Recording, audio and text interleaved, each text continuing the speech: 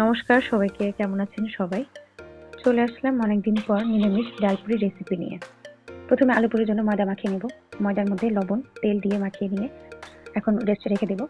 অন্যদিকে আলু পুরি স্টাফিং এর জন্য আলু মেখে রাখা হলো। ধনিয়া, জিরা, গোলমরিচ, ধনেপাতা, কাঁচামরিচ এগুলো সব একসাথে মেখে রেখেছি। তো দইয়ের ভেতরে আলুর স্টাফিং করা হয়ে গেছে। এখন গোল গোল করে পুরি শেপ করে ভেজে নেব।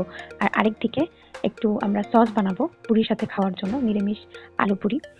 সস বানানোর জন্য প্রথমে সয়া সস, তেঁতুলের কাঠ, মরিচের গুঁড়া, হ্যান্ডমেড মশলা, টেস্টের জন্য লবণ, চিনি, কর্নফ্লাওয়ার দিয়ে কিছুক্ষণ নেড়ে নামিয়ে নিলাম। দেখতেই পাচ্ছেন সসটা খুব সুন্দর হয়েছে। এখন পুরোগুলো ভেজে নিব। তো পুরি ভাজতে ভাজতে এমন অবস্থা হয়েছে, ঠান্ডার মধ্যে আমার খুব প্রচন্ড গরম লেগে গেছে। এর জন্য আমি কোল্ড ড্রিঙ্কস খাচ্ছিলাম আর পুরি ভাজছিলাম। পুরিগুলো ভেজে নামিয়ে পরিবেশন করে নিলাম। তো সবাই খেয়ে খুব ভালো বললো। আপনারাও কমেন্ট করে